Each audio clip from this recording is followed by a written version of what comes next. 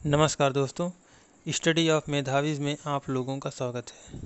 दोस्तों, वीडियो को अंत तक देखें, लाइक, शेयर और सब्सक्राइब करना ना भूलें और साथ में बेल आइकन की घंटी ज़रूर दबाएं, जिससे हमारा अगला आने वाला वीडियो आप लोगों तक पहुंच सके।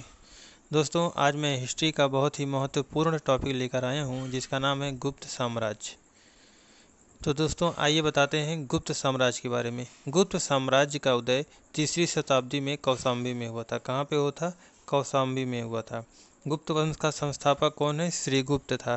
गुप्त वंश का संस्थापक श्रीगुप्त था। श्रीगुप्त का उत्तराधिकारी घटोत्कच हुआ। कौन हुआ? घटोत्कच हुआ। चौथा पॉइंट है, गुप्त वंश का प्रमुख महान सम्राट चंद्रगुप्त प्रथम था।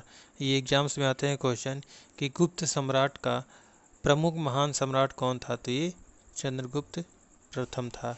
और ये इसी भी क्वेश्चन आते हैं, गुप्त साम्राज्य का उदय कहाँ हुआ था? कौशाम्बी में हुआ था। और गुप्त वंश का संस्थापक कौन था? श्रीगुप्त था। श्रीगुप्त का उत्तराधिकारी कौन हुआ था? घटोत्कच हुआ था। ये 4 क्वेश्चन यहाँ से बनते हैं। ये फिगर में आइए दिखाता हूँ चंद्रगुप्त मौर्य को या चंद्रगुप्त प्रथम को। ये फिगर में चंद्रगुप्त मौर्य या चंद्रगुप्त प्रथम दिखाई दे रहे हैं आप लोगों को।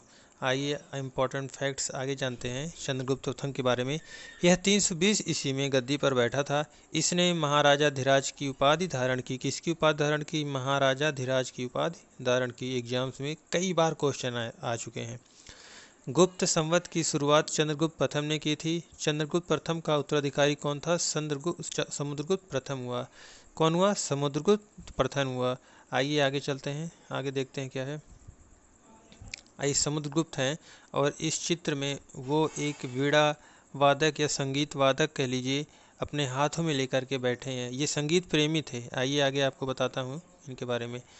समुद्रगुप्त ने भारत का नेपोलियन कहा जाता है। किसको? समुद्रगुप्त को भारत का नेपोलियन कहा जाता है। समुद्रगुप्त का दरबारी कवि कौन था? हरिशेन था। दरबारी कवि कौन था? हरिशेन था। यहाँ से 2 क्वेश्चन एक ये बनते हैं। समुद्रगुप्त विष्णु का उपासक था। किसका उपासक था? विष्णु भगवान का उपासक था। समुद्रगुप्त ने अश्वमेधकर्ता की उपाधि धारण की थी।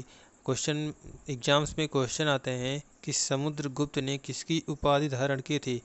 तो समुद्रगुप्त ने अश्वमेधकर्ता की उपाधि धारण की थी। ये क्वेश्चन इस एग्जाम में आते हैं।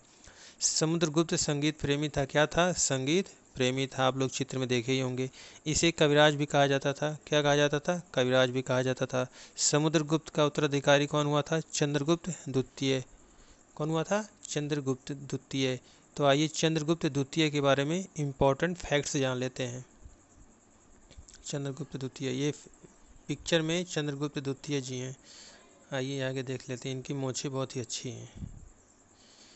चंद्रगुप्त द्वितीय के शासनकाल में चीनी यात्री फाहियान भारत आया। ये इम्पोर्टेंट पॉइंट है।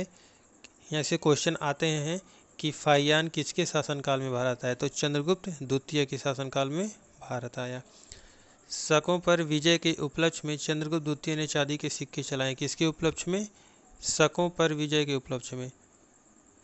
नालंदा विश्वविद्यालय की स्थापना किसने की थी? कुमारगुप्त ने की थी। ये क्वेश्चन आते हैं, नालंदा विश्वविद्यालय की स्थापना किसने की थी? कुमारगुप्त ने की थी। आइए आगे सब इम्पोर्टेंट फैक्ट्स है और जान लेते हैं। ये फिगर है मेरे चैनल का, जिसका नाम है स्टडी ऑफ मेधावीज। दोस्तों, आप लोग से विनम्र निवेदन है कि मेरे इस वीडियो को ज़्यादा से ज़्यादा शेयर करें, जिससे और लोग मुझसे जुड़ सकें। आइए और इम्पोर्टेंट फैक्ट्स बताता हूँ।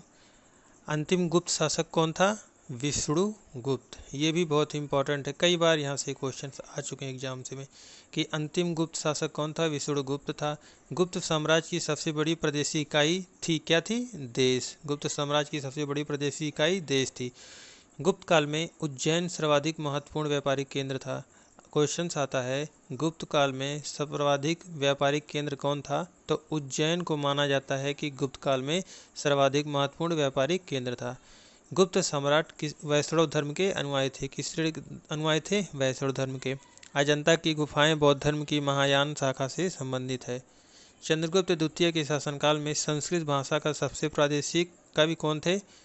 कालिदास थे। सबसे प्रसिद्ध कवि कौन थे? कालिदास थे। ये भी यहाँ से भी क्वेश्चन आते हैं, ये भी इंपॉर्टेंट पॉइंट्स है। संस्कृत गुप्त राजाओं की शासकीय भाषा थी। क्या थी? शासकीय भाषा। गुप्त राजाओं की शासकीय भाषा क्या थी? संस्कृत थी। आइए और आगे कुछ इंपॉर्टेंट पॉइंट्स जानते हैं। गुप्त काल में ये भी इम्पोर्टेंट है। गुप्त काल में चांदी के सिक्कों को रुपए का कहा जाता था। क्या कहा जाता था? रुपए का कहा जाता था। दोस्तों, गुप्त काल में ये था। गुप्त काल का संपूर्ण जानकारी, इससे बाहर एक क्वेश्चन नहीं आएगा, लिख के ले लीजिए। अगर एक भी बाहर आ गया वनडे एग्जाम्स के लिए, SSC, UP SSC, JE, SSC, JE, किसी भी एग्ज़ाम में, टेट, यूपी टेट, तो मैं जो आप लोग कहेंगे वो मैं हार जाऊंगा। दोस्तों, वीडियो को शेयर करना ना भूलें। Thank you for watching.